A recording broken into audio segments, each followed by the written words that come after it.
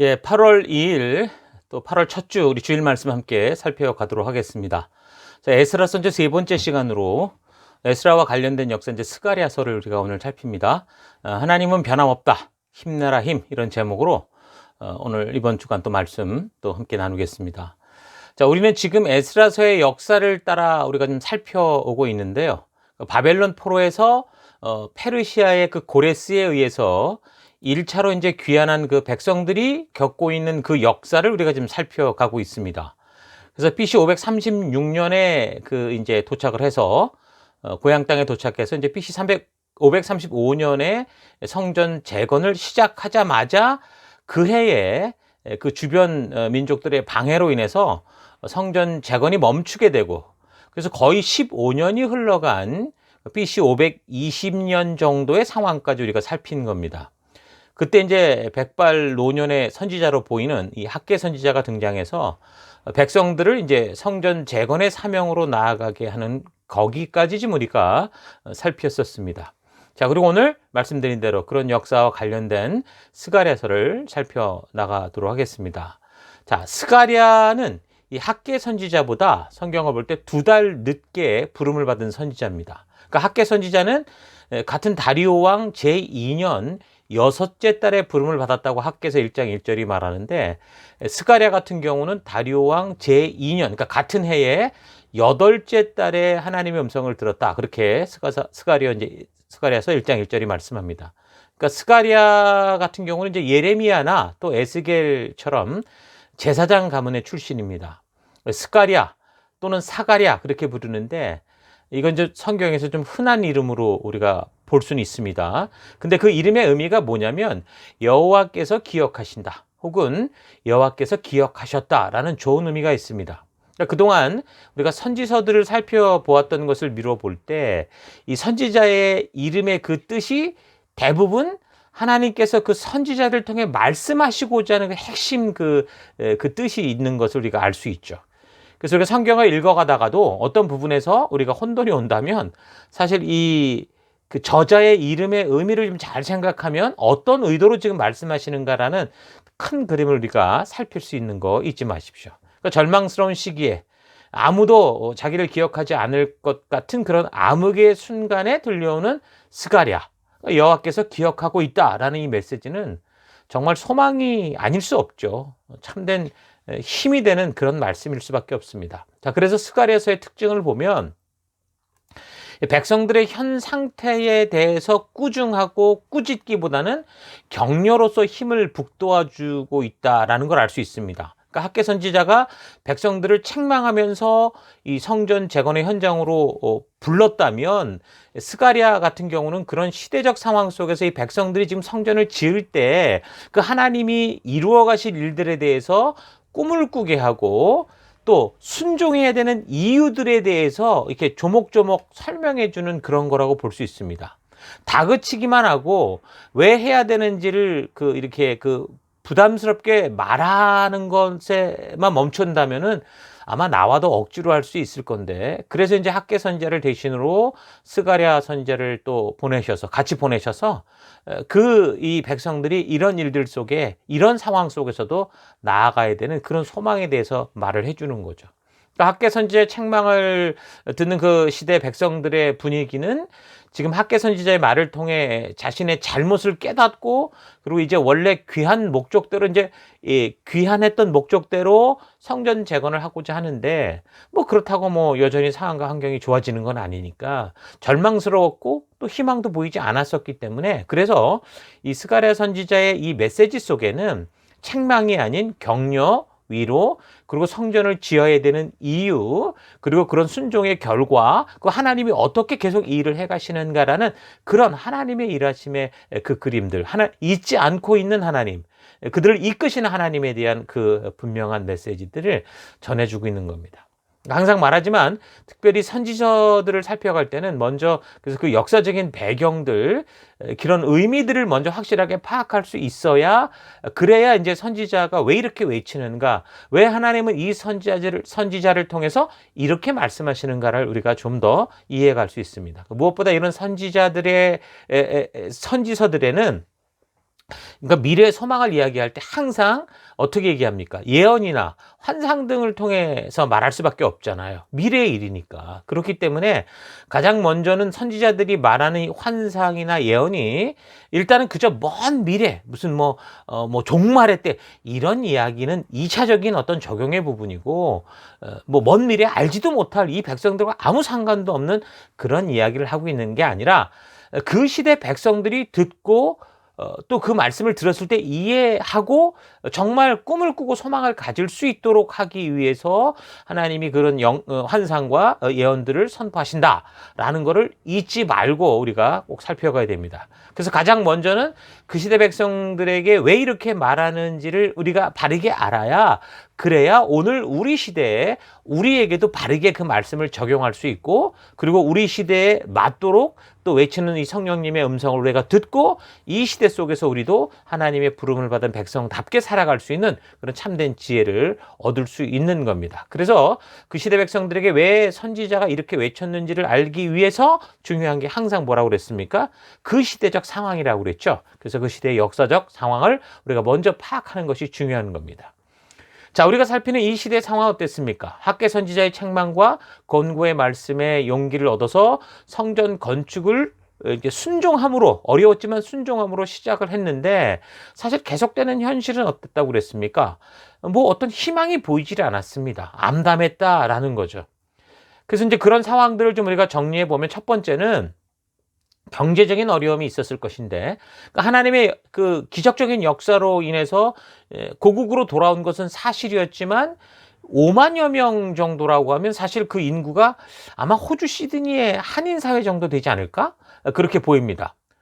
어쨌든 그런 정도였는데 처음 돌아올 때는 그래도 준비했던 자금들도 있었고 계획도 있었고 그렇게 이제 모든 걸 어느 정도는 준비를 하고 왔었을 건데 어떻게 된 상태입니까? 반대에 부딪혀서 어떻게 행할 수 없는 상황 속에서 시간이 10년 이상이 흘러가면서 아마도 이 사회 기반을 위해서, 생존을 위해서 다 써버렸을 가능성이 많죠. 그리고 그 시대 대부분의 사람들이 뭐 다른 게 뭐가 있겠습니까? 할 일이. 뭐 농업에 의존하는 거였을 가능성이 많은데, 그 시대 그 지역 계속되는 그 이 상황들을 보면 흉년들이 자주 일어나는 그런 변덕스러운 기후였고, 그래서 이제 농경 산업 자체가 항상 힘들었었죠. 근데 거기에다가 지금 이 나라가 자급자족하는 나라가 아니라 속국이나 마찬가지였기 때문에 항상 주변국들의 그 무거운 세금들로 인해서 항상 극심한 이 경제난에 허덕일 수밖에 없었다라는 겁니다. 1년 전에 애쓰고 수고해서 뭔가를 모으는가 싶으면 거의 대부분 다 강대국의 어떤 바칠 수밖에 없는 그런 상황이었다라는 거죠. 그리고 두 번째는 사회적 상황의 어려움이었는데, 그러니까 페르시아의 권한을 받아서 지금 개별 공동체로서 존재는 하지만, 그러나 주변에 블레셋이나 뭐 사마리아나 두로나 시돈 같은 그런 주변국들의 영향력을 피할 수는 없었었죠. 그래서 원래 포로 이후에, 포로 귀환 전까지 그 예루살렘 지역은 아마 사마리아 지역에 있었던 그런 사람들이 아마 와서 살고 있었을 가능성이 있죠. 근데 포로 귀환 이후에 예루살렘 지역 자체에 이제 이 페르시아의 권한으로 생긴 나라죠. 그러니까 원래 있었던 나라가 70년 만에 회복되는 거긴 하지만 어쨌든 그렇게 갑자기 70년 만에 나타난 이 5만 명의 사람들이 그 땅을 차지하게 된 겁니다. 거기 이제 총독으로 스룹바벨이라는 사람이 이렇게 와서 독자적인 행정구역이 된 거잖아요. 그러니까 사마리아의 권위자들이 결국은 자기들의 영향력들이 감소되는 것에 불만을 품게 되고, 당연히 어떤 지역이 있으면 그 지역에서 벌어들일 수 있는 이 재정들이 있을 텐데 그런 것이 또 없어질 거고, 그러다 보니까 이제 포로 귀환 공동체인 이 예루살렘의 재건, 이스라엘 백성들의 재건을 방해하고 위협하는 그런 상황이었다라는 거죠. 그래서 그런 정치적인 견제에 대해서 이 스룹바벨 같은 이 리더, 어떤 총독으로 왔으면 좀 슬기롭게 대처를 하고 이렇게 좀 이 작은 공동체가 그래도 그 땅 안에서 바르게 살 수 있도록 그렇게 좀 대처를 하는 그런 상황이었어야 되는데, 어찌됐든 그런 내용이 전혀 없는 걸 보면 이 스룹바벨이 아주 슬기롭게 대처하지 못하고 좀 이렇게 주변의 그런 분위기와 여러 가지 상황에 눌려있는 그런 상태처럼 보이죠. 그리고 이제 예루살렘 지역 안에서도 보면은 이제 그 포로에서 귀환한 자들과 또 포로로 잡혀가지 않고 이제 그 땅에 어쨌든 머물러 있었던 사람들이 있었을 건데, 또 그런 사람들끼리 이제 서로의 주도권 싸움으로 긴장이 있었고, 거기에다가 지금 북이스라엘을 멸망시켰던 그 역사를 거꾸로 올라가면 아수르가 그 민족 혼합 정책을 쓰면서 사마리아 땅으로 다른 이 족속들을 많이 데리고 왔었잖아요. 그리고 그 땅에서 지금 이들이 벌써 200년 이상 그렇게 이제 존재하고 있었기 때문에 그런 사람들과의 긴장, 갈등들도 있었다라는 겁니다. 그러니까 한 땅에 살고 있지만 서로 다른 역사적 배경으로 인해서 서로가 적대적일 수밖에 없는 그런 분위기였다라는 거죠. 그리고 세 번째는 종교적인 상황의 어려움인데, 그러니까 포로로 잡혀가지 않고 예루살렘 지역에 남아 있었던 사람들, 소수의 사람들이 어떻겠습니까? 아무래도 이방 종교의 오염이 많이 될 수밖에 없었죠. 그러니까 포로 귀환 공동체는 그 고초를 그 바벨론에서 겪으면서 어떻게 됐습니까? 오히려 더 언약과 또 율법 중심, 말씀 중심으로 돌아가는 어떤 그런 순수한 여호와 신앙 공동체로 성장해 갔다고 하면, 오히려 지금 예루살렘에 남아 있었던 사람들 같은 경우는 주변의 영향력으로 인해서 변질된 이교적 혼합주의에 빠져 있었습니다. 그러니까 성전 재건이라는 하나님 주신 사명을 가지고 이 기적적으로 정말 출애굽과 같은 이 기적을 경험하며 돌아온 사람들과는 다른 상황이죠. 그래서 언약 백성으로서의 그런 어떤 윤리적 의무, 말씀에 대한 어떤 철저한 이런 순종, 그런 책임, 이런 거에 대해서 굉장히 무관심하고 이렇게 흐려져 있었다라는 겁니다. 그러니까 뭐 그렇게 까다롭게 다른 종교들과 부딪히며 이렇게 사회에 이상한 분위기를 조성하냐, 이런 식으로 느슨한 사고들이 거기 남아있던 사람들에게 팽배했다라는 거죠. 오늘날도 우리 교회 속의 문제들이 뭡니까? 이 사회와 자꾸 타협하는 이 포스트 모던 사회 속에 우리가 자꾸 감염돼 가면서, 이런 왜 이렇게 교회가 꼭 이렇게 뭐 한 가지만 너네만 옳다고 주장하냐, 이래서 왜 자꾸 이렇게 부딪히고 어렵게 하냐, 이런 식의 이야기들이 있죠. 그러니까 비슷한 상황이라고 보시면 됩니다. 자, 네 번째는 백성들 간에 이제 서로 원망하는 마음들이 있었다라는 겁니다. 그러니까 계속되는 이 노역, 그러니까 다시 말하면 돌아온 공동체가 다시 이제 그 나라를 세우고 그 지역을 세우기 위해서 이제 계속 나라도 지키고 또 노동도 해야 되는 그런 상황. 그래서 주변 세력들과의 긴장도 계속 이게 잘 견뎌야 되는 그런 상황이다 보니까 사실 제일 필요한 게 뭡니까? 많은 인구죠. 많은 이 같은 민족들이 이 백성들이 인구가 많아야 되는데, 이게 5만 명 정도밖에 되지 않는 그런 인구들이 지금 성전 재건을 해야죠. 또 자치적으로 방어를 해야죠. 쉽지 않은 현실이다 보니까 바벨론에 남아서 돌아오지 않고 있던 그런 사람들에 대해서 원망하는 마음이 든 거죠.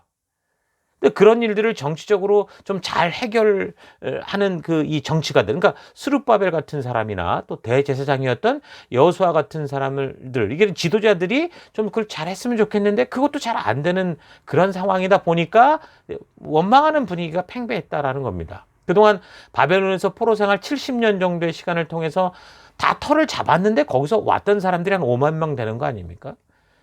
그 정착한 걸 떠난다는 건 쉽지 않은 그런 결정이었기 때문에, 이미 우리가 말했던 것처럼 고레스 칙령이 539년, 38년에 났다고 하더라도 거기에 그냥 남아있는 사람들이 남아있고 그냥 있고자 하는 사람이 있었기 때문에 그 모으는 시간들이 꽤 걸렸다, 그런 얘기를 했었잖아요.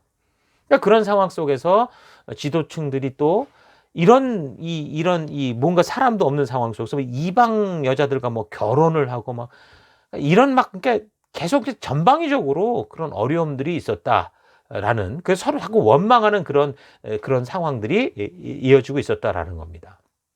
자, 그리고 다섯 번째는, 그러니까 이러다 보니까 어떻게 됩니까?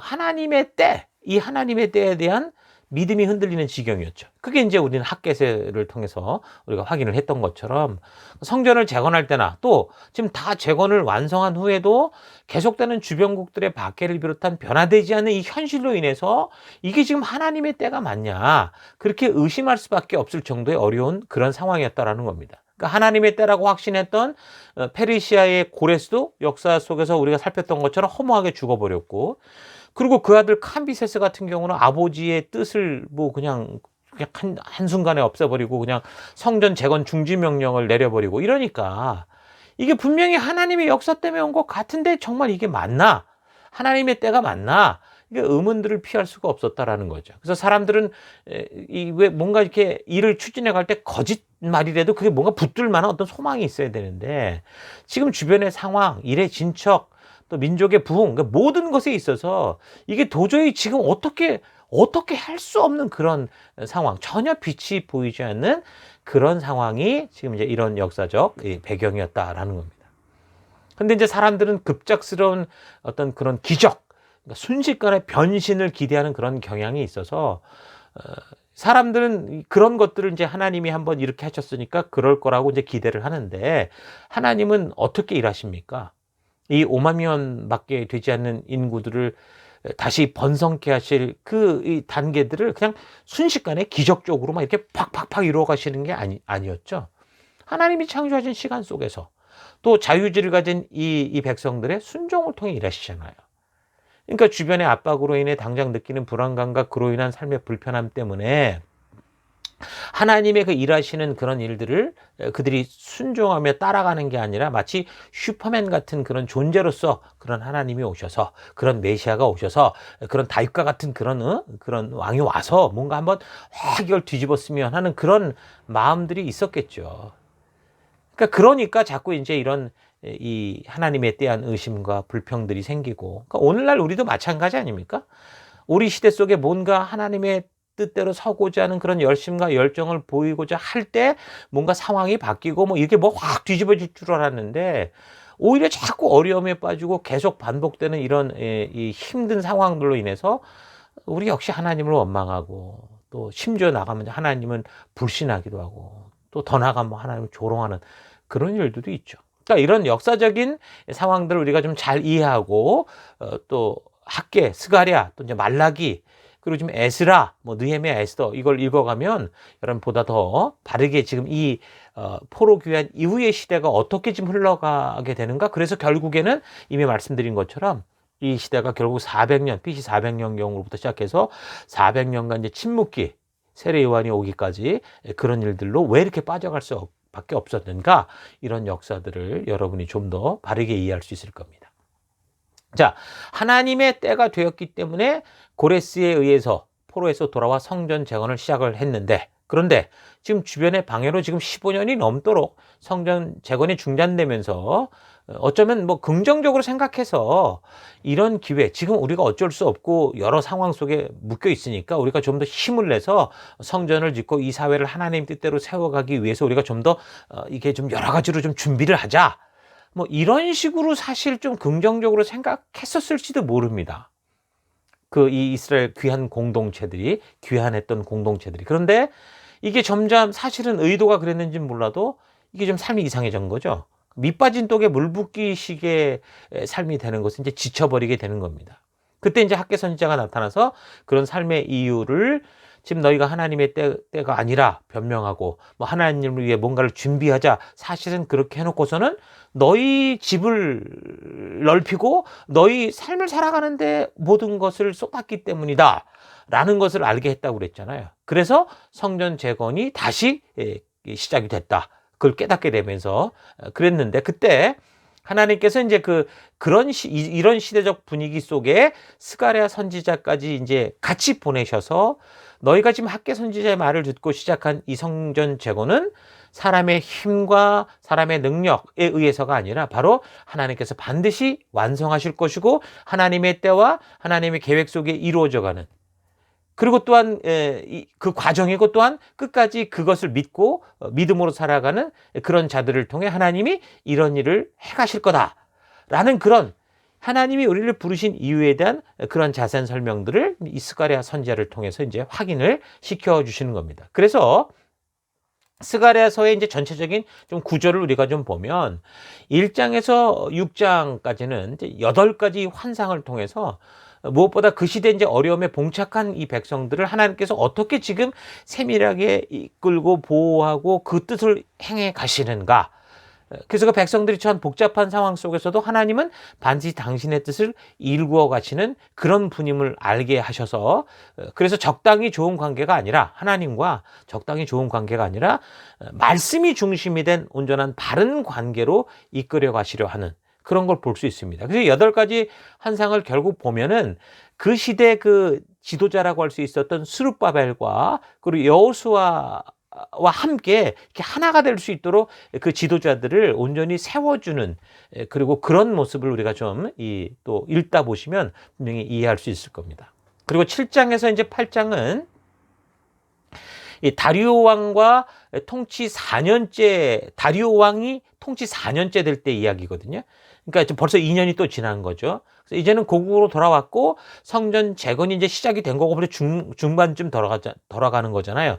다리오 2년에 시작해서 4년이 걸려서 마쳤으니까 지금 4년째면은 공사를 시작한 지 2년이 지나가고 있었다라는 겁니다. 그러니까 그동안 포로 생활 이 70년 동안 이 사람들이 뭘 했냐면, 보니까 이 민족이 당한 수치의 날들마다 이들이 금식하면서 하나님께 회개하고 또 하나님의 소망을 구하는, 하나님으로 알면 소망을 구하는, 금식을 하는 그런 일들을 해왔던 걸 볼 수 있습니다. 그런데 이제 이렇게 진척이 되고 있으니까 그동안 우리가 해왔던 거 이제 그만해도 되지 않느냐, 이걸 계속해야 되느냐, 그렇게 묻는 이야기가 이제 7장, 8장의 이야기입니다. 근데 이제 거기서 하나님은 형식이 아니라 말씀대로 실천하는 삶의 중요성이 얼마나 중요한가, 하나님 말씀의 의도를 알고 살아가는 게 얼마나 중요한가라는 것을 알게 해주시면서 격려하는 그런 얘기고요. 그리고 9장에서 이제 14장의 얘기는 이 어떤 사람들 이 부분은 이제 그 지금 같은 시기에 쭉 적혀졌던 얘기라기보다는 이제 성전이 재건된 후 그리고 시간이 있고 꽤 흐른 뒤의 상황이다, 그렇게 이야기를 하기도 합니다. 어찌됐든 간에 성전 재건 중이었던, 또는 성전이 아직은 재건되었다고 했던, 중요한 건 다윗 왕국과 같은 그런 영광은 여전히 오지 않고 있었고, 여전히 강대국의 속국으로 존재하고, 또 주변국들은 계속 괴롭히는 그런 삶에서 좀 절망하는 사람들에게, 그러니까 주변의 열국은 반드시 심판받게 될 거고, 하나님이 약속하신 새 언약을 이룰 메시아가 오실 것이며, 메시아가 오셔서 이루신 그 새 언약의 나라, 그 나라가, 이 교회가 결국 어떻게 마지막까지 진행돼서 결국에는 하나님이 어떻게 승리로 이끄시는가 라는 그런 이야기들. 그러니까 정말 9장에서 14장은 미래에 대한 그 예언의 부분이라고 볼 수 있습니다. 그래서 이사야, 예레미야, 선지자 등을 통해서 예언했던 그 새 언약은, 그 약속은 하나님이 여전히 지켜가시고 계신 거고, 그 과정 중에 있는 거고, 그래서 너희가 처한 상황과 환경이 어떠하든 그래서 이 하나님의 뜻을 믿고 하나님의 말씀대로 걸어갈 때 하나님의 뜻은 반드시 이루어진다, 그런 미래를 보는 소망을 주는 얘기라는 거죠. 자, 그래서 새 언약의 약속에 대해서 사실 이사야 선지자로부터 이제 언급이 될 때 어떻게 약속하셨습니까? 이제 더 이상 사람이 지은 그런 어떤 성전이나 인간 중보자로서 무슨 제사장과 같은 그런 제도가 아니라 하나님께서 직접 중보자가 되어주시고, 또 하나님의 진심을 직접 마음에 심어주시고 이끌어주시고자 하는 그런 약속이 새 언약의 약속이잖아요. 그러니까 이제 재건되는 성전은 단지 우리가 이 건물의 의미로만 봐서는 되지 않습니다. 건물의 의미가 아니고 하나님과 살아있는 관계의 회복에 핵심이 있다 라는 걸 우리가 늘 염두에 두면서 이 말씀을 읽어가야 됩니다. 그래서 스가랴는 그런 약속에 변함없으신 하나님의 그 뜻, 하나님의 그 마음을 9장에서 14장을 통해 이야기를 하고 있는 거죠. 그래서 환상과 예언을 전하는 선지자들의 이야기를 통해서 우리는 하나님이 이루시고자 하는 바를 우리가 분명하게 볼 수 있어야 됩니다. 그래서 그 백성을 어떻게 회복시키시고 결국 영광스러운 승리를 어떻게 주실 것인지, 이거 말씀하시는 거를 우리가 이런 이 9장에서 14장 같은 말씀을 통해 잘 분별할 수 있어야죠. 그래서 스가랴 선지자를 통한 위로와 격려에도 당연히 새 언약의 성취와 심지어 말세 때에 그 백성들을 보호하시고 회복하실 그런 이 계획들이 포함되어 있기 때문에 우리가 이 말씀을 통해 이 시대를 살아간 우리도 참된 소망을 볼 수 있는 겁니다. 자, 근데 꼭 잊지 말아야 되는 것은, 이런 하나님의 사랑을 향한 원대한 꿈과 계획은 사람들이 어떻게 살든 상관이 없는 게 아닙니다. 그냥 하나님이 이렇게 약속했으니까 너네는 어떻게 살든 난 이 일을 할 거야. 그런 것과 다르다는 거죠. 그러니까 성경을 통해 하나님께서 그 백성들과 언약을 맺으시고 지금처럼 뭔가를 미래를 향한 약속을 해주실 때 반드시 조건이 들어갑니다. 그건 뭡니까? 이 백성들이 하나님의 뜻을 따라 하나님의 법도와 규례와 명령의 가치를 따라 순종하며 살아갈 때 가능하다라는 것을 계속 전제로 말씀하시죠. 그래서 우리가 이 에스겔서에서도 살폈을 때 그 성전에서 흘러나오는 물이 막 이렇게 모든 주위를 이렇게 막 새롭게 하는 그 예언에 대한 거. 40장 이후에 나오는 그 하나님이 에스겔을 통해 환상으로 보이셨던 그 회복되는 성전에 대한 하나님의 계획도 어떤 거였습니까? 그냥 막 이루어지는 게 아니었죠. 에스겔 43장에 뭐라고 분명히 말합니까? 백성들이 죄를 회개하고 하나님의 뜻대로 살고자 하는 돌이킴이 있을 때, 그러니까 순종이 있을 때 가능하다라는 것을 살폈었습니다. 마찬가지로 스가랴 선지자를 통해서도 하나님은 하나님이 이미 계획하고 계신 회복의 계획과 꿈에 대해 말씀하시는데 이스라엘을 괴롭히는 이 주변국들의 심판과 또 이스라엘의 회복 그리고 하나님이 직접 통치하시는 새 언약의 성취를 통해 메시아가 어떤 모습으로 오실 것까지 다 예언을 해주시거든요. 또한 더 나아가서 아까 말한 것처럼 최후의 날, 그러니까 믿는 자들이 최후의 날에 하나님이 어떻게 이 세상을 마무리하고 어떻게 그 믿는 사람들을 승리케 하실 것인가라는 것까지 정말 하나님이 꿈꾸시는 그 백성들을 향한 그 분명한 하나님의 뜻을 세밀하게 말씀을 해 주십니다. 그런데 어떻다고요? 이런 하나님의 꿈이 이루어지기 위해서는 분명한 조건이 있다라고 말하는 거죠. 그 백성들이 하나님이 알려주신 그 언약의 길, 그 법도와 규례와 말씀의 가치를 따라 그 약속을 따라 인도하시는 길을 따라 살아갈 때 가능하다라는 겁니다. 15절, 6장 15절 먼 곳에 사는 사람들이 와서 주의 성전 짓는 일을 도울 것이다. 그때야 너희가 만군의 주께서 나를 너희에게 보내셨다는 것을 알게 될 것이다. 너희가 주 너희 하나님께 진심으로 순종하면 이 일이 이루어질 것이다. 그래서 이제 1장에서부터 하나님께서는 그 언약의 자리에 돌아오라 라고 말씀하시면서 너희 조상들이 불순종의 길을 갔기 때문에 하나님의 변치 않는 이 거대한 꿈들이 자꾸 미뤄지고 있는 것이고 오히려 너에게 더 큰 재앙이 될 수 있었다라고 말씀을 하고 있는 거죠. 자, 그래서 각 예언서에는 하나님의 꿈과 계획이 계속 나오고 있지만 백성들이 순종의 길에 서야 가능했다라는 이 사실, 이런 큰 이 핵심 포인트를 가지고 우리가 역시 스가랴서를 살피고 그렇게 읽어가면 훨씬 더 우리가 말씀을 바르게 또 알고 방향을 잡을 수 있게 될 겁니다. 자, 그래서 단락별 이 내용을 이제 좀 살피면 1장에서부터 이제 1장 7절에서부터 6장까지 이제 8가지 이 환상을 통해서 하나님의 뜻을 알려주시는 것을 볼 수 있습니다. 자, 근데 우리가 알아야 되는 게 뭡니까? 해석이 되지 않고 알아듣지 못하는 환상이나 묵시 같은 경우는 무의미하잖아요.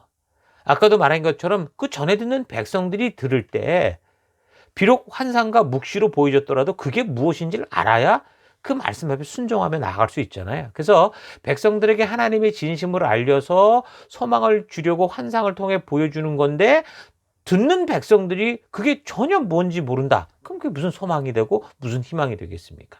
자, 그러니까 하나님께서 이런 환상을 보여주실 때는 분명히 깨달을 수 있도록 알게 해주시는 해석이 뒤따라 나온다. 이건 지금 우리가 예언서를 볼 때마다 늘 반복해서 말씀드리고 있는 거죠. 우리가 스가랴서를 통해서도 그런 부분을 잘 주의 있게 봐야 됩니다. 그래서 환상이나 묵시를 우리가 무조건 어렵다, 힘들다 그렇게만 말할 게 아니라 그렇다고 또 이제 마음대로 막 해석해 버릴 게 아니라 묵시나 환상을 통해 보여주고 난 후에 그 본문에서 스스로 그 본문이 해석해주고 하나님이 말씀해 주시는 그 해석 부분들을 우리가 좀 잘 파악하고 그 의미를 찾아가야 된다라는 겁니다. 뭐 그렇지 않으면 근거도 없는 것을 각색해서 자꾸 이제 수많은 이단들이 나오는 거죠. 그러니까 다 이런 미래의 예언에 대한 것들을 가지고 전부 이단이 나오는 거잖아요. 근데 이제 말한 것처럼 그런 말씀들이 분명히 어떤 방향으로 어떤 뜻으로 말씀하시는지를 성경이 말하고 있는데 우리가 자세히 살피지 않으면 그저 예언된 말씀을 엉뚱하게 해석을 해가지고 성도들을 당황스럽고 혼란스럽게 만들 수 있다는 겁니다. 그래서 묵시에 대한 해석은 가능하면 성경 본문이 스스로 해석해 주는 대로 우리가 받아들이고, 또 그렇지 않을 때는 너무 무리한 해석을 하려고 해서는 안 되고 전체적인 흐름을 바탕으로 우리가 잘 파악할 수 있어야 되는 겁니다. 그래서 이 성경이 시대와 역사의 흐름에 맞추어 주고 있는 그 전체적인 틀 안에서 우리가 성경을 계속 읽어갈 수 있으면 좀 우리가 정확하게 해석이 되지 않는다 하더라도 방향이 흐트러지지는 않는, 그래서 이제 다른 분들의 해석을 통해 더 풍성해질 수 있는 그런 우리가 말씀으로 나아갈 수 있습니다. 자, 스가랴가 본 환상들에 대해서 말하는 것을 보면 각 환상을 설명할 때 먼저 머릿말이 나오고, 그리고 그 환상의 내용을 말하는데 대부분 보니까 이제 스가랴가 잘 몰라요. 몰라서 뭘 보고도 뭐 알겠냐고 계속 모르겠다라는 거죠. 그래서 이제 천사가 또 그 얘기를 이야기해 주는 그런 식으로 지금 이 예언들이 이 말씀들이 되어져 있거든요. 그런 면에서 보면 우리는 감사할 일이죠. 스가랴가 뭐 한 번만 말하면 꿀떡하지 알아들었으면은 다른 설명이 필요 없어서 우리는 더 몰랐을 텐데, 스가랴도 뭘 듣고 자꾸 봐도 모르니까 모르겠습니다. 그게 뭡니까? 그러니까 자꾸 또 이 천사를 통해 하나님이 설명해 주시고, 그러니까 우리는 이걸 통해서 하나님 말씀하시고자 하는 것을 또 우리가 더 좀 바르게 알 수 있는 좋은 그런 바탕이 되는 거라고 볼 수 있습니다. 자, 그래서 스가랴가 본 첫 번째 이제 환상은 뭐였냐면, 화석류 나무 사이에 홍마, 그러니까 젓갈색말을 탄 자에 대한 것인데, 이거는 하나님께서 늘 공평한 눈으로 세상을 두루 살피고 계신다라는 것을 알게 해줍니다. 그러니까 하나님의 때가 돼서 지금 예루살렘으로 돌아왔기 때문에 일이 슬슬 풀리는 줄 알았는데, 막상 성전을 재건하려고 하니까 괜한 협박과 공갈로 위협하면서 결국 하나님의 뜻을 이루지도 못하게 해놓고서 하나님이 보낸 이 세상을 감찰하는 그런 사람들이 보고 돌아온 거는 어떤 거였습니까? 그냥 멀쩡하게 그러고 살더라는 거예요. 하나님의 뜻을 이루지도 못하게 해놓고 그렇게 그냥 아무렇지도 않게 살아가는 평안해 보이는 세상이었다라는 거죠.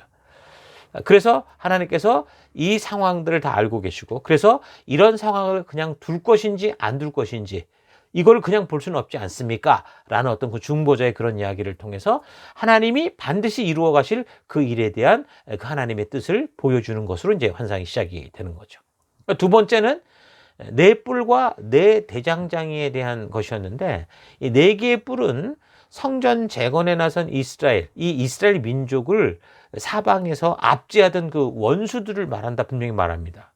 막 흐트렀던 원수들, 그 괴롭히는 원수들은 반드시 멸망될 거다라는 걸 보여주거든요. 그래서 그 원수들을 멸할 그 대장장이 4명이 있었는데, 그러니까 하나님의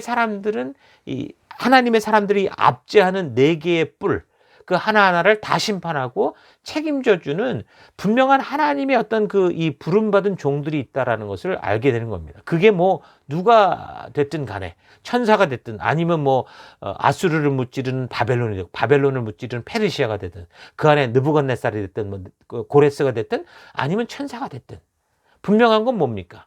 그러니까 이 4개의 뿔이라는 게 어떤 하나님의 뜻대로 나아가고자 하는 이 하나님의 백성들을 압제하고 누르는 그런 권세였다면, 반드시 하나님은 그런 압제와 누르는 이 거짓된 것들을 제거하는 그 일들을 하신다라는 것을 알게 해주시는 거죠. 그래서 우리는 역사를 살펴보면서 그렇게 하나님의 도구가 됐던 나라들이 다 심판을 받게 되는 걸 보게 되는 겁니다. 여기서 4개의 뿔이 아직까지는 페르시아의 시대다 보니까 처음에 이제 이 바벨론의 이 족속들이 처음에 그 3번에 걸쳐서 했던 것과 아시리아 뭐 이런 민족으로 볼 수도 있고요. 다른 주석들을 보면 아시리아, 그다음에 바벨론, 그 페르시아, 그 앞으로 나오게 될 헬라 뭐 이런 식으로도 뭐 여러 가지 해석을 하는데, 분명한 건 어쨌든 하나님의 백성들을 압제하는 그런 일들을 하나님이 그냥 보고 계시지 않는다라는 것을 분명하게 알게 하는 거죠. 그래서 하나님은 대충 문제를 해결하는 분이 아니라 세밀하게 그 백성들을 돌보시고 당신이 이끄시고자 하는 그 역사대로 아주 하나씩 온전히 이루어 가시는 분이다라는 것을 알게 합니다. 그러니까 이제 성전 재건을 방해하는 이런 세력들도 결국에는 어떻게 된다는 겁니까? 하나님의 뜻에 의해서 그들이 어느 정도 이 백성들에게 경각심을 주는 그런 정도의 이 반대는 인정을 할 수 있겠지만, 뭐 이 아시리아가 그랬고 바벨론이 그랬던 것처럼 어떤 도가 지나칠 때는 어떤다는 겁니까? 하나님 반드시 그런 것들을 제거하시고 그래서 하나님이 이끄시는 그 뜻대로 간다. 그 얘기를 하시는 거죠. 자, 그리고 세 번째 환상은 측량줄을 잡은 자에 대한 겁니다. 그러니까 건축 현장을 볼 때 땅을 측량하고 있고 뭐 정확한 측량줄을 치는 걸 이런 걸 보면 곧 공사가 벌어지겠구나. 그런 걸 우리가 아는 것처럼 비록 이 백성들이 지금 성전을 재건하는 일에 어려운 문제들이 산재해 있지만 하나님께서 지금 이 성전을 직접 건축해 가시고자 하는 그 뜻을 분명하게 보여주는 거죠. 그러니까 하나님의 분명한 의지도 보여주고 또 하나님의 분명한 뜻, 그것이 있다라는 거. 그러니까 아무렇게나 하는 게 아니라 분명히 재고 뭔가를 따진다라는 거는 분명한 하나님의 법도와 하나님의 뜻이 있다라는 거를 알게 해주는 걸 말하는 겁니다. 자, 그리고 이제 네 번째 환상은 대제사장 여호수아가 사탄에게 고발을 당하는데 결국은 어떻게 되느냐? 영광의 옷을 입고 면류관을 쓰게 되는 그런 모습을 보여줍니다. 그러니까 사탄은 항상 사람들의 잘못을 가지고 하나님 앞에 고자질하고 넘어뜨리려고 하죠. 네가 그 정도 실력으로 그런 죄를 지어놓고 무슨 하나님의 일을 하느냐, 그런 식의 이제 정죄감을 주는 겁니다. 그러나 하나님은 그런 사탄의 말을 듣고 백성을 징계하는 하나님이 아니라는 거죠. 당신이 우리의 잘못을 위해서 대신 십자가를 짊어지시고 당신의 생명으로 우리의 생명을 대신해 주시는 분 아닙니까? 그래서 율법을 가지고 하나님 주신 분명한 법이 있으니까 그 법을 가지고 우리를 심판하려는 게 아니라 이 법은 우리를 축복의 길로 인도하려는 건데 사탄은 지금 이 법을 가지고 우리를 옥죄이려고 거꾸로 이용하고 있다는 거죠. 그러나 이 율법, 하나님의 뜻은 사랑의 법이기 때문에 결코 그 사탄의 거짓된 얘기를 듣고 너네가 잘했나 못했냐를 따져가면서 하나님이 종아리를 치시고 매를 때리는 그런 하나님이 아니라 하나님은 반드시 비록 우리가 실수하고 우리가 분명히 잘못했더라도 이 제사장 여호수아를 용서하시고 그에게 맡기셨던 그 일을 반드시 이루게 하시는 것처럼 하나님은 그 일을 반드시 우리를 통해 이루어 가실 거다. 그런 이야기들을 분명하게 보여주는 거죠. 그러니까 성전 재건을 멈추게 된 것을 따지고 보면 어떻게 보면 그 시대 지도자들, 그러니까 종교 지도자, 정치 지도자, 그리고 백성들의 어떤 부족이잖아요. 믿음의 부족이고 다른 길로 가는 것이었고 불순종이라고 할 수 있지만 하나님은 그러나 그런 불순종의 일들을 그런 더러운 옷을 다 벗기시고 순종의 아름다운 옷을 입히셔서 결국에는 하나님의 뜻대로 순종하는 이들을 통해 일을 이루어 가신다라는 것을 그 뜻을 알게 해주시는 거죠. 자, 그리고 이제 다섯 번째 환상은 순금동대와 두 감람나무를 본 건데요. 이건 이제 수룹바벨을 두고 하신 말씀입니다. 그러니까 수룹바벨이 지금 성전 재건을 하는 일의 총책임자잖아요. 근데 전부 다 지금 그런데 이 상황과 역사의 흐름을 보면서 스룹바벨이 이 능력이 없어가지고 안 된다. 이런 식으로 비난을 하고 시비를 거니까 성전 재건의 완성은 그렇게 사람의 능력이나 열정으로 되는 게 아니다. 그렇게 말씀을 해주시는 겁니다. 그래서 4장 6절 그가 내게 대답하여 이르되 여호와께서 스룹바벨에게 하신 말씀이 이러하니라. 만군의 여호와께서 말씀하시되 이는 힘으로 되지 아니하며 능력으로 되지 아니하고 오직 나의 영으로 되느니라. 그러니까 하나님의 사역은 사람의 힘이나 어떤 사람의 능력, 재능으로 되는 게 아니라는 겁니다. 그러니까 하나님의 성전이 다시 지어지는 이것도 사람의 능력이나 스룹바벨의 어떤 힘으로 되는 게 아니고 하나님의 때에 하나님께서 이루어 가시는 것이다.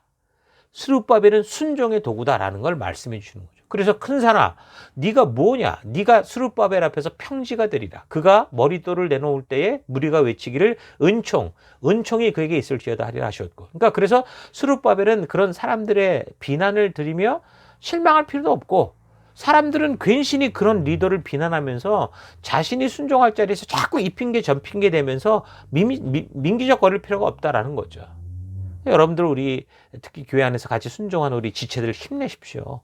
그건 우리의 힘으로 하는 게 아닙니다. 우리가 할 일은 순종의 일까지입니다. 그래서 4장 9절 스룹바벨의 손이 이 성전의 기초를 놓았은즉, 그러니까 하나님께서 이 사람을 통해 일을 시작하셨기 때문에 그의 손이 또한 그 일을 마치리라 하셨으니 만군의 여호와께서 나를 너에게 보내신 줄을 네가 알리라 하셨느니라. 그러니까 하나님은 그 시작한 사람을 통해서 비록 이 사람들이 무능하고 또 불순종하고 그런다 하더라도 어떡하십니까? 한순간에 잘라 없애는 게 아니라 그들을 회개케 하시고 돌아오게 하시고 그 순종을 통해 분명히 일하시는 하나님이시다라는 겁니다. 그러니까 스룹바벨을 통해 이 성전 짓는 것을 시작했기 때문에 반드시 이 스룹바벨을 통해 마칠 거다 하나님의 의지를 말씀해 주시는 거죠. 그래서 아까도 처음에 말했던 것처럼 이 8가지 환상을 잘 보면 이렇게 스룹바벨과 이 여호수아 제사장을 이렇게 세워주는 그들을 중심으로 함께 뭉치게 하고자 하는 어떤 그런 환상들로 볼 수 있다고 말씀을 드리는 겁니다. 자, 그래서 그 따르는 사람들 같은 경우 자꾸 이제 무슨 지도자가 뭐 시원치 않다, 뭐 대제사장이 죄가 있다, 그런 소리 하지 말고 자기에게 주어진 사명에 창의적으로 순종하는 삶을 살라는 겁니다. 그렇다고 무슨 뭐 제사장이 잘못하고 뭐 리더가 잘못하는 게 괜찮다는 얘기가 아니죠. 하나님은 누구에게나 공평하게 공의로운 심판을 하시는 분이시니까. 그래서 일단 맡은 자인 각 개인으로서는 부정적이고 안 된다, 무조건 안 된다, 그러면 다 안 되잖아요. 그런 사람이 되기보다 어떻게 하라는 겁니까? 하나님이 이루시고 하나님 맡겨주신 그 일 앞에 순종하는 자가 되라. 너의 그 순종을 통해 하나님이 일을 이루실 것이다. 그런 이야기를 말씀해 주는 거죠. 우리가 교회에서도 마찬가지입니다. 우리가 공동체로 일하다 보니까, 함께 하다 보니까 어떤 사람들은 열심히 하고 어떤 사람은 안 하고, 그러다 보면 서로가 비난하고 원망하고, 또 어떤 리더들은 어떤 부분에서 아주 흡족한 일들을 해가고, 어떤 사람 또 마음에 들지 않고, 그러다 보면 자꾸 이게 온전치 않은 핑계와 변명과 비난으로 넘어질 수 있잖아요. 그래서 하나님께서 그런 비슷한 상황 속에 있는 이 공동체 속에 하나님이 이루실 분명한 뜻을, 그리고 누구를 통해 하실 것인가라는 거에 대해서 하나님 세우신 질서를 분명히 지켜가실 것에 대해서 그렇게 말씀해 주시는 것을 우리가 볼 수 있는 겁니다. 자, 그리고 6번째로는 날아가는 두루마리 환상인데, 그곳에 기록되는 것은 도적질하는 자와 거짓 맹세하는 자들이 심판받는 것에 대한 겁니다. 그러니까 도적질과 거짓 맹세는 누군가를 속이는 거죠. 그래서 제가 생각할 때는 이 구절이 말씀하는 것은 성전을 건축하고 나아가는 데 있어서 겉으로는 마치 순종하는 것 같지만 그 마음 중심이 온전하지 않은 사람들에 대한 경고라고 보입니다. 그러니까 하나님은 겉을 보는 분이 아니라는 거죠. 일을 대충 하시고 그때그때 즉흥적으로 하시는 분이 아니라 이미 법도와 규례의 말씀을 주셨고 다 일일이 재단하셨고 측량하셨고 하셨던 것처럼 일하시는 분이시다라는 겁니다. 그래서 하나님은 그런 분명한 뜻이 있기 때문에 분명히 그 뜻대로 이루어지는가를 보시는 하나님이시죠. 그러니까 하나님은 이제 적당히, 그러니까 뭔가 교회에 왔어요. 오긴 왔는데 와 있기만 할 뿐 하나님의 뜻대로 가지, 하나님의 측량과 하나님의 법도와 하나님의 규례대로 가지 않는 그런 경우도 있잖아요. 그러니까 그러면서도 그냥 좋게 지내는, 그러니까 적당히 좋은 관계를 그렇게 원하는 분이 아니라 그 마음 중심이 분명한 하나님의 말씀과 법도와 규례에 서 있는 그 뜻대로 행하고 순종하는 바른 관계를 원하시는 것을 말씀하는 거죠. 그래서 사람들의 마음 중심이 빠진 것을 하나님이 가장 싫어하시잖아요. 성경을 계속 보면서 살폈던 것처럼 중심이 빠진 예배, 중심이 빠진 제사, 중심이 빠진 모든 것들은 하나님이 절대 받을 수 없는 거였습니다. 오늘 이 시대도 가장 큰 문제가 바로 그런 겁니다. 바로 이중적인 그런 모습과 태도라는 거죠. 교회에 와 있으면은 괜찮다고 생각하는 겁니다. 아예 교회 바깥에 있으면은 구원의 대상이 되고 전도의 대상이 될 수 있는데, 뭐 하나님을 안다, 그럼 교회 안에 들어와서 이것도 아니고 저것도 아니고 단지 교회당을 왔다 갔다 하면서 자기는 괜찮다라고 생각하는, 이거 완전히 종교놀이에 빠져 있는 거. 이런 사람들은 참으로 안타까운 사람들이죠. 그래서 이 준비된 5처녀와 준비되지 못한 이 5처녀의 10처녀의 비유가 바로 이런 데서 나오는 거 아닙니까? 그러니까 성전을 재건하는 축복의 자리까지 왔는데 겉으로는 순종하는 척하면서 삶에서는 전혀 다른 자기의 가치와 자기의 어떤 장점과 자기가 생각한 대로 살아가는, 그러니까 율법의 정신이 아니라 하나님의 말씀대로가 아니라 그 하나님의 그 이 교회당에서 이렇게 율법의 틀만 흉내내는 이런 것들에 대한 분명한 경고를 말씀해 주고 있는 겁니다. 그러니까 전체적으로 흐르는 것은 하나님의 법도와 규례와 명령, 그러니까 하나님의 분명한 뜻 안에서 우리가 움직여져야 가야 되는데, 그렇지 않은 것에 대해, 그러니까 결국은 이 포로로 잡혀갈 수밖에 없었던 이전에 있었던 그런 문제와 똑같은 그 이야기들을 계속하고 계시는 거죠. 7번째 환상은 죄악을 에바에 담아서 먼 이방 신할 땅으로 옮겨 다시는 돌아오지 못하도록 하는 그런 내용인데요. 여기서 이제 에바라는 게 뭐냐면 계량형 기구 통입니다. 통. 이런 통을 말하는 거예요. 36리터 정도 되는 그런 계량형 통인데, 그 통 가운데 있는 여인이 이제 그 안에서 나오는 걸 얘기를 하잖아요. 근데 그건 악을 말한다고 그랬습니다. 그 악을 그 에바 그 통에 넣고 납두봉으로 덮어버리는 그런 환상이었거든요. 그래서 에바가 등장하는 것은 뭔가를 재고 개량하는 거잖아요. 그러니까 어떻든 아까 하나님의 법도와 규례와 명령에 분명한 하나님이 측량한 가치가 있다고 그랬잖아요. 그러니까 거기에 합당치 않은 것들을 분명히 보여주는 거죠. 그리고 그런 것들을 다 담아서 어떻게 합니까? 멀리 신할 땅 바벨론으로 보내버린다. 바벨론은 바로 불순종의 모습이고 거짓된 모습의 핵심이잖아요. 그러니까 하나님은 그저 적당하게 좋은 관계, 하나님의 뜻대로 가지도 않는데 그저 그냥 교회 안에서 대충 좋게 지내는 이런 것들을 원하는 게 아니고 하나님의 뜻이 이루어지는 바른 관계를 원하신다라는 겁니다. 주여 주여 하는 자마다 천국에 들어올 것이 아니라 하나님의 말씀 그 뜻대로 행하는 자라야 될지니라 말씀하신 것과 같은 얘기인 거죠. 그러니까 서로 불편 없는 그런 관계가 되기 위해서 우리가 교회 안에 모여서도 하나님의 뜻이 아닌 서로 좋게 지낼 수 있는 그런 것들을 해가는 거, 이거는 우리가 참 많이 조심해야 됩니다. 하지 말아야 됩니다. 결국은 지금은 좋을지 모르지만 결국은 어떻게 된다라는 거고, 결국은 모든 관계가 깨어지는 일이 될 수 있다라는 거 잊지 마시고, 하나님은 분명히 우리와의 관계 속에서 적당한 관계, 그저 우리끼리 우리 교인 아니냐 이렇게 그냥 지나가는 관계가 아니라 하나님의 말씀과 그 뜻대로 이루어져가는, 그 뜻대로 살아가는 그 바른 관계를 원하신다라는 것을 분명히 이것을 통해 보여주시는 거죠. 그러니까 지금 와서 성전을 짓는 이 백성들도 결국 그 사실을 바르고 온전히 알아야만 같은 성전을 지으면서 그 규모가 어쩌냐, 뭐 금이냐 은이냐를 따질 게 아니라 바른 관계로 나아갈 수 있게 되는 것을 분명하게 알게 하시는 거죠. 자, 그리고 이제 8번째 환상은 두 산 사이에서 나온 4개의 병거를 보는 겁니다. 그러니까 스가랴가 마지막으로 본 8번째 환상에서 이제 4병거는 사방을 가리키는 것으로 이제 온 열방을 뜻하는 거죠. 그러니까 그 열방을 향해 하나님의 지시를 받은 천사들이 그 뭔가 임무를 수행하러 가는데, 그래서 이 환상은 결국 하나님의 백성들의 최후의 승리를 이제 예고해 주는 겁니다. 그러니까 하나님이 온 땅을 두루 감찰하고 계신 걸 알게 하시는 거죠. 그래서 그 원수들의 그 완전한 이 멸망, 동시에 하나님 나라가 완성되는 그런 모습을 보여주는 겁니다. 그러니까 지금 세계 역사 속에서 이루어지고 있는 이 굵직한 이 사건들, 뭐 바벨론의 멸망, 뭐 페르시아의 등장, 그 고레스의 그 등장과 또 죽음, 그리고 그 아들이었던 캄비세스의 뭐 성전 재건 중단 명령, 이런 것과 같이 지금 예측 불가능한 일들이 벌어지고 있는 것 같으나 어떻다는 거예요? 늘 말씀드리는 out of control이 아니라 이거는 하나님의 under control이다. 그래서 하나님께서 모든 것을 합력하여 선을 이루시고 하나님의 뜻대로 일구어 가고 계시는 하나님의 모든 그 주관하에 이루어지고 있는 것을 알게 하는 거죠. 자, 그래서 이제 6장 9절 이후로 이렇게 스가랴가 본 환상을 통해 이제 알 수 있는 거는 결국 성전의 건축은 하나님께서 반드시 이루실 거다.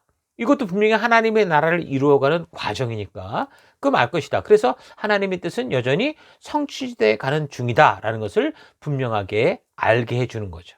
6장 15절 먼데 사람들이 와서 여호와의 전을 건축하리니 만군의 여호와께서 나를 너에게 보내신 줄을 너희가 알리라. 너희가 만일 너희 하나님 여호와의 말씀을 들을진대 이같이 되리라. 그러니까 아까도 말했지만 하나님의 이런 놀라운 계획과 뜻은 분명합니다.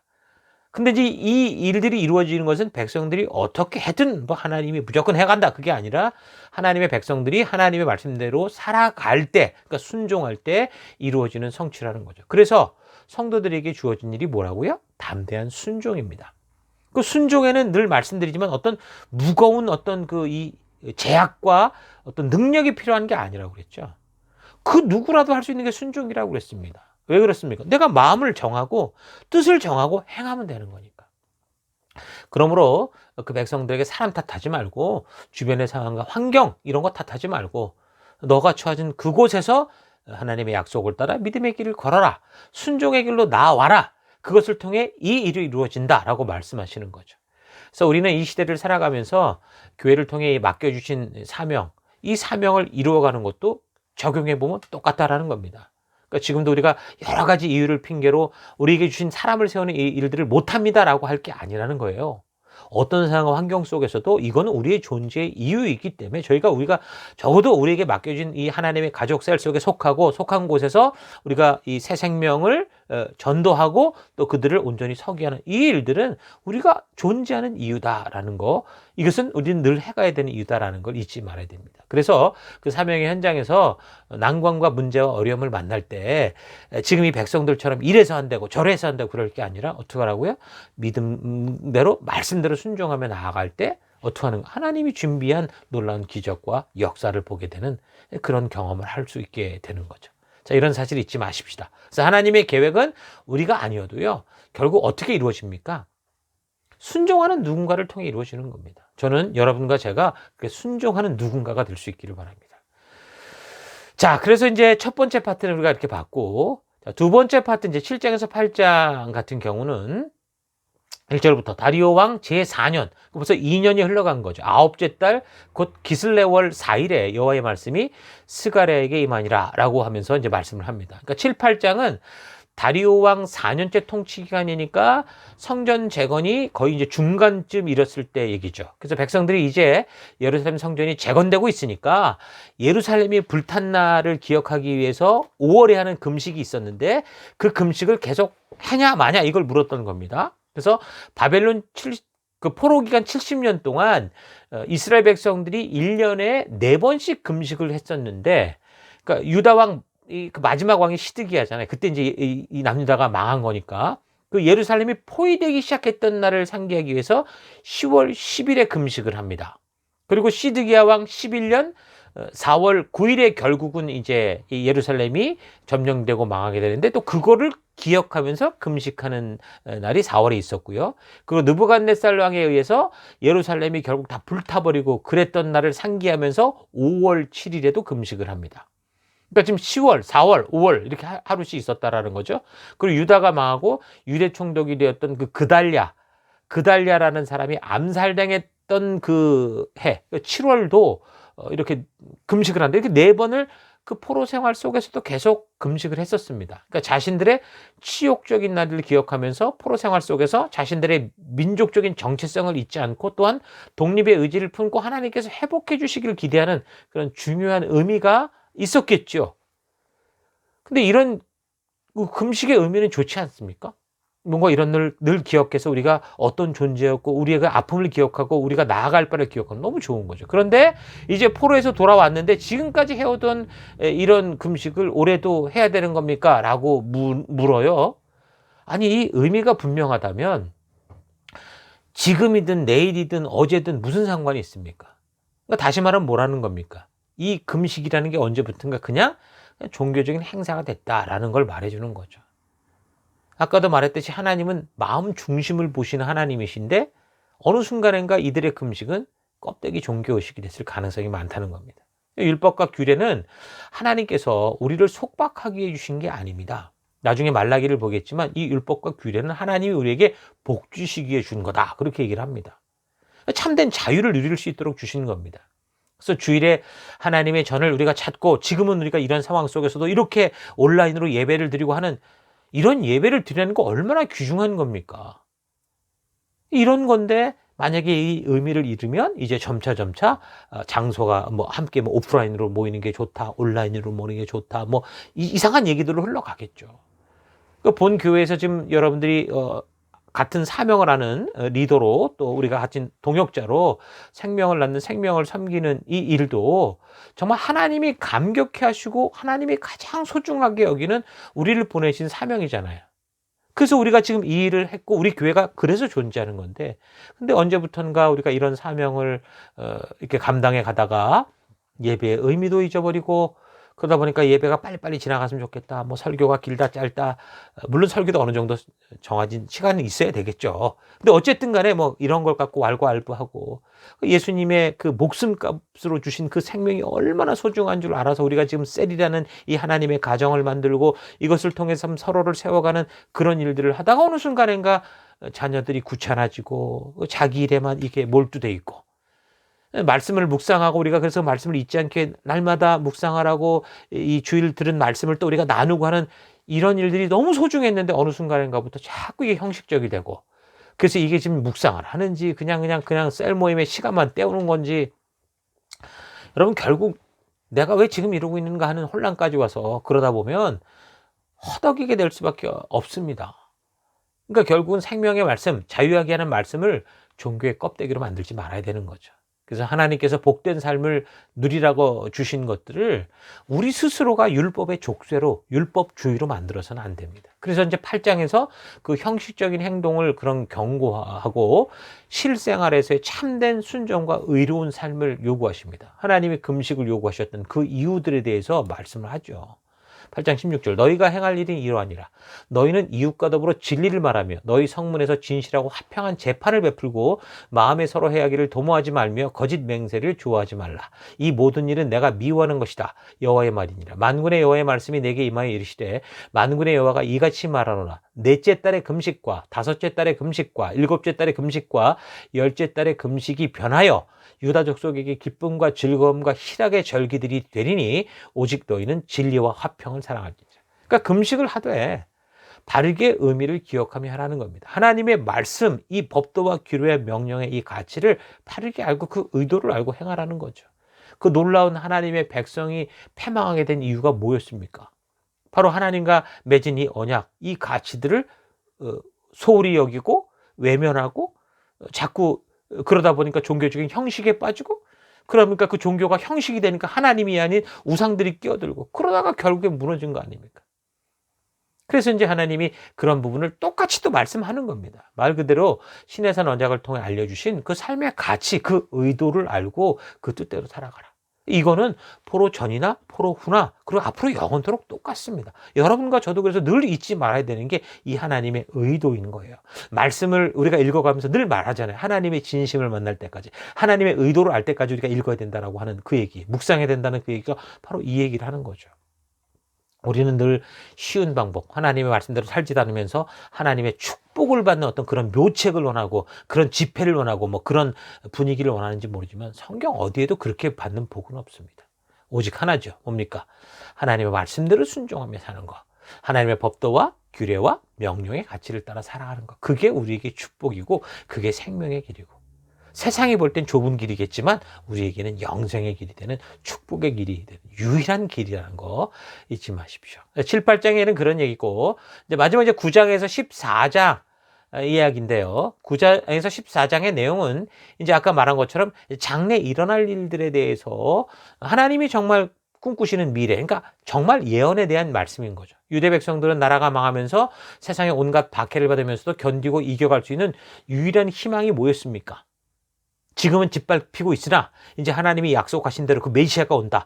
다윗과 같은 그런 왕이 와서 우리를 회복시킬 거다. 그거였는데 정말 다윗과 같은 메시아가 가장 절실하게 나타나줘야 되는 때라고 생각하는 그때마다 그런 분은 나타나지 않았었죠.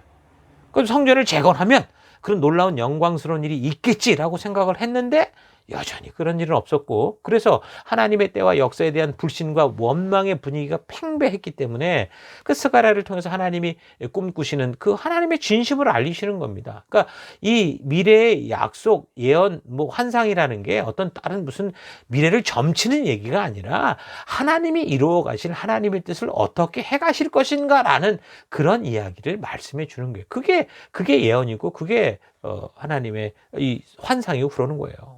그래서 9장 1절에서 8절은 이스라엘을 덮고 괴롭히고 있는 주변의 나라들, 두로니, 시돈이니, 뭐 블레셋 같은 그런 나라들을 하나님이 그래서 심판해 가실 것이고, 지금 너희가 볼 때 큰 산 같아 보여서 이런 방해들이 막 도저히 어떻게 할 수 없는, 그래서 하나님 마치 방치해 보이는 것 같아 보이는 그런 이런 나라들 반드시 심판하실 거다. 그 말씀을 해주십니다. 역사를 살펴보면 그래서 어떻게 됐어요? 그 시리아 지역, 그러니까 두로와 시돈이나 또 레바논 지역, 그러니까 두로와 시돈, 그리고 다메섹, 또 그리고 뭐 이 블레셋, 이 남방 지역, 결국은 어떻게 됩니까? 심판받죠. 역사적으로 그때 제일 가까운 때가 누굽니까? 바로 알렉산더에 의해서 헬라에 의해서 결국 심판되는 걸 볼 수 있습니다. 자, 9장 9절에서 그다음 11장까지는 이게 이제 유대 마카비에 의한 잠깐의 독립, 그리고 이제 로마의 등장, 이런 이제 역사에 대한 얘기를 쭉 해주시는 거예요. 그러면서 그렇게 이제 소망하던 그 메시아가 어떻게 올 것이고, 그 메시아가 오시는데 어떤 모습으로 오실 것이고, 그리고 그분이 어떤 일을 당하실 것이고, 이런 것까지 아주 자세하게 그 하나님의 뜻이고 하나님의 계획이니까 그 말씀을 해주시는 게 바로 9장 9절에서 11장까지의 내용입니다. 그래서 이 모든 예언 또한 역사 속에서 어떻게 됐어요? 성취됐잖아요. 결국 예수님께서 이 땅에 오심으로 그 새 언약이 성취됐고 하나님 말씀하셨던 그 메시아가 오심으로 그 하나님의 온전한 그 일들을 이루시는 그 역사를 이루시게 되는 거죠.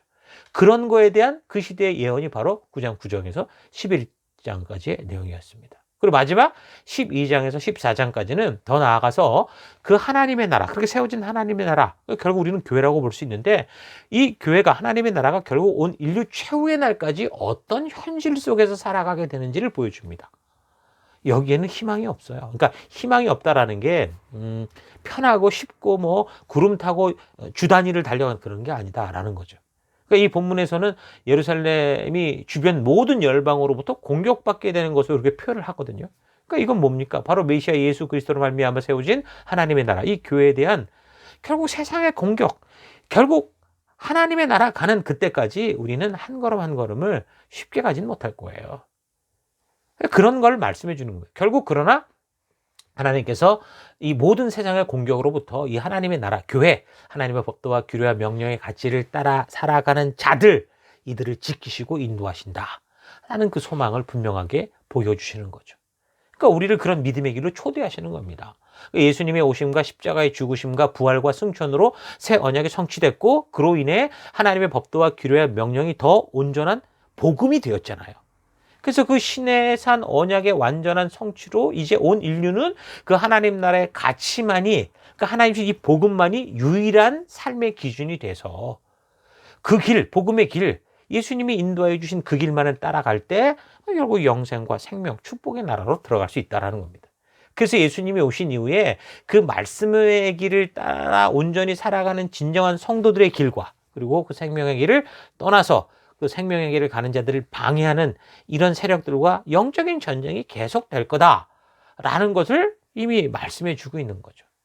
그래서 앞으로 많은 사람들이 복음의 길을 떠나 그래서 살아가는 현상들이 생길 건데 그러나 끝까지 그 하나님의 법도와 규례와 명령의 가치가 담긴 이 복음의 길을 따라 살아가는 성도들, 그 남은 자들이 있을 거고 이전에도 계속 그랬잖아요. 그러니까 끝까지 그런 자들은 있을 것이고 그래서 하나님은 그들을, 그 남은 자들을 하나님의 자녀, 하나님의 백성으로 맞이하게 하는 그런 일들이 있을 거다.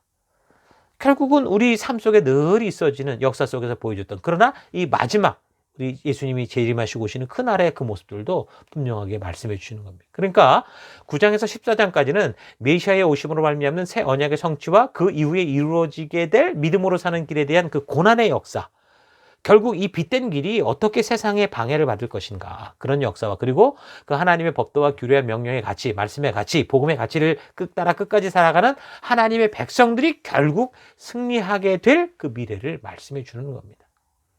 그러니까 스가랴서를 통해서 무엇보다 그 시대 백성들이 현실을 지금 어떻게 느끼고 있든지 하나님의 언약과 약속은 늘 변함이 없고 남은 자들, 그 약속을 끝까지 믿고 따라가는 성도들을 통해 하나님의 역사가, 하나님의 이 진리의 길이 이루어진다. 그 길로 나아가자. 그렇게 말씀해 주시는 겁니다. 그래서 그 시대의 상황으로 적용해서 말하자면 그 시대 그 백성들에게 포로 귀환 후 성전을 재건하면서 부딪히는 어려움들이 아주 심하게 있겠지만 고레스의 명령을 캄비세스가 막아버리기도 하겠지만 그러나 하나님의 때는 이미 시작이 됐기 때문에 그런 일이 벌어지고 있는 거고 그래서 하나님은 하나님의 그 뜻대로 약속하신 대로 반드시 이 일을 이루어 가실 거다. 믿음으로 함께 걷자라고 말씀하시는 거죠. 그러니까 하나님은 늘 변함없이기 때문에 문제는 뭡니까? 우리죠. 우리 흔들리는 믿음입니다. 하나님은 우리를 한 번도 떠나신 적이 없으세요. 그 백성들에게 약속하신 것을 한 번도 어기신 적이 없습니다. 그 약속을 잊으신 적이 없어요. 반드시 이루어 가십니다. 우리가 하나님을 배반하고 스스로 되돌아오지 못할 욕심의 함정에 빠져 떠나버린 게 문제라는 거죠. 그래서 하나님께서 말씀하시는 겁니다. 성경 전체를 통해 우리에게 뭘 말합니까? 돌아오라. 돌아오라 말씀하시는 거예요. 문제는 자기 욕심대로 살고 싶어하는 우리의 이 마음속에 있다라는 거 잊지 말고 참으로 하나님의 돌아오는 음성, 돌아오라는 음성 앞에 그 학개 선자의 그 이 말을 통해 그 이 순종하며 나아갔던 백성들처럼 그래서 결국엔 그 성전을 재건하는 백성들처럼 그런 길로 나아가는 우리가 됐으면 좋겠습니다.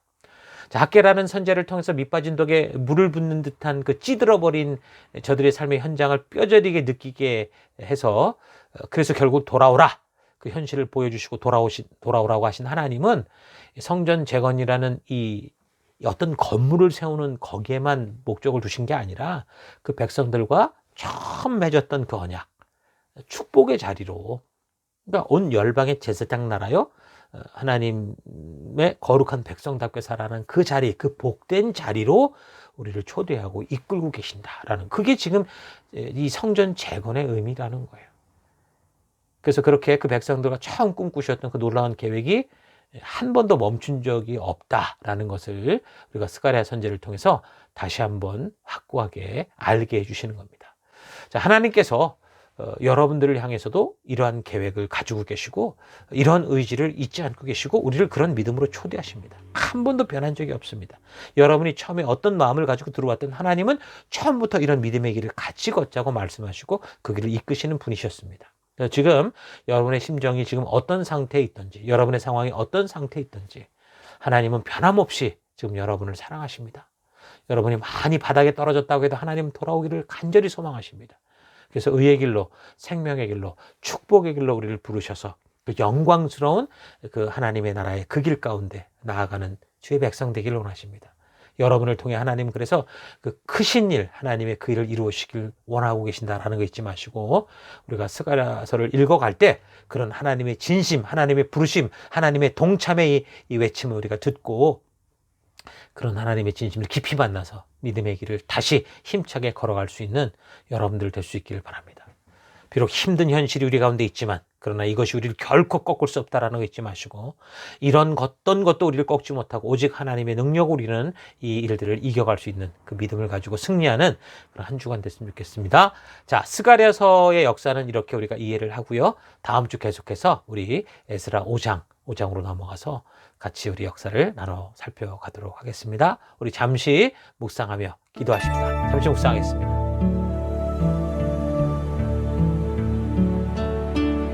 우리의 순종의 삶에도 반드시 저항하는 어려움들이 있습니다.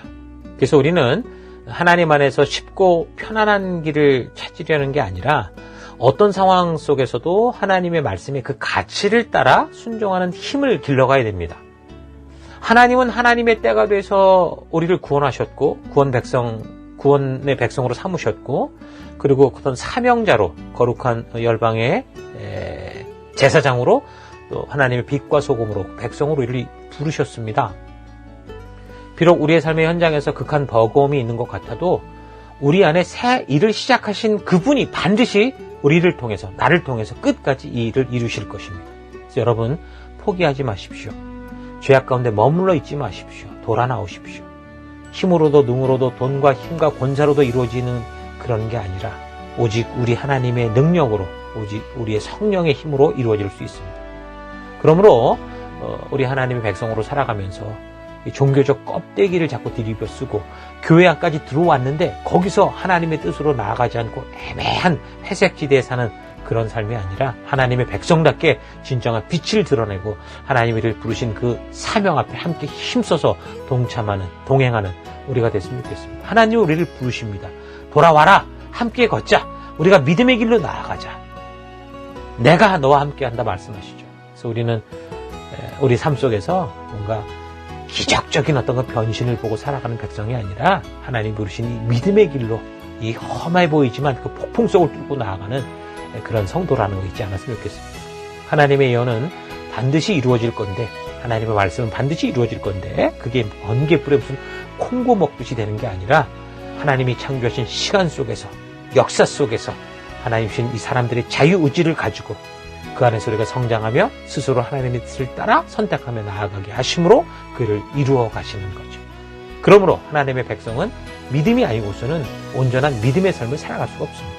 스가랴 선지자 뜻이 뭐라고 했습니까? 하나님이 기억하신다, 힘내라, 힘, 잘하고 있다 하는 그런 이름의 뜻을 가진 이 선지자를 보내셔서 위로하시고 격려하시고 우리를 믿음의 길로 부르시는 이 하나님의 그 부르심과 응원의 소리를 잊지 않고 이 한 주간 또 여러분 각자 보내받은 삶의 현장 곳곳에서 부름받은 열방의 제사장이요, 거룩한 하나님 나라 백성답게 빛과 소금으로 승리하는 여러분과 제가 되기를 바랍니다. 이 시간 이런 결단을 가지고 우리가 함께 기도하십시다. 이 시간 기도할 때 하나님, 순종의 삶에도 극한 저항이 늘 있다라는 거 잊지 않고 삶의 환경과 상황 속에서 다가온 어려움을 피해가려는 삶이 아니라 하나님, 그 어려움을 말씀의 힘으로, 순종의 힘으로 승리하며 나아가는 내가 되기 원합니다. 이미 하나님의 때가 되었기 때문에 지금 내가 주님의 백성이 되는 것이고 이 교회에 모인 것이고 하나님의 부르심 앞에 섰다라는 거 잊지 않고 오늘 하루하루 그런 순종의 삶을 걷는 내가 되기 원합니다. 기적적인 변신만을 바라고 순간적인 이런 이 모면을 기대하며 살아가는 백성이 아니라 하나님의 말씀이 인도하는 말씀의 가치를 따라 믿음으로 사는 주의 백성 되겠습니다. 하나님, 그 길로 걷기 원합니다. 다 같이 기도하겠습니다. 기도하십시오.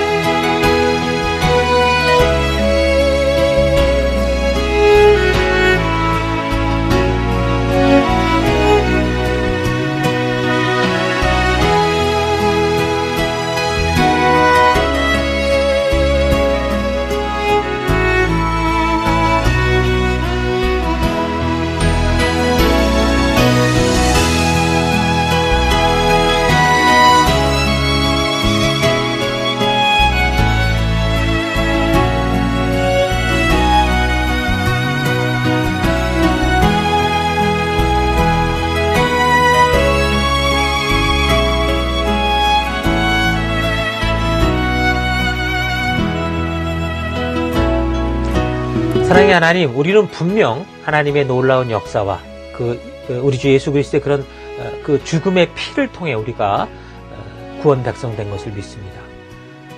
근데 우리가 그런 백성이 되었어도 하나님, 그 빛의 길을 갈 때 늘 부딪힘이 있고 저항이 있다라는 거 우리가 잊지 않고 우리 삶의 상황 환경이 어떠한 이런 모습으로 다가온다고 해도 하나님, 우리가 말씀대로 순종하는 그런 믿음의 길 걷기 원합니다. 이미 하나님의 때가 되었기에 내가 주의 백성이 됐고 이 교회의 성도가 됐고 또 하나님의 부르심을 듣고 있다라는 거 잊지 않고 하나님 부르신 그 부르심을 따라 힘차게 믿음으로 걷는 우리가 되기 원합니다. 그래서 하나님, 우리가 만나는 어려움 속에 늘 기적적인 변신, 모면을 바라며 사는 우리가 아니라 하나님이 말씀하셨기에 이 말씀의 가치를 따라 걸어가므로 비록 우리가 목숨을 잃을 수도 있고 상황이 어려울 수 있어도 하나님, 그것이 생명의 길이기에 그 길을 믿음으로 따라가는 우리가 되기 원합니다.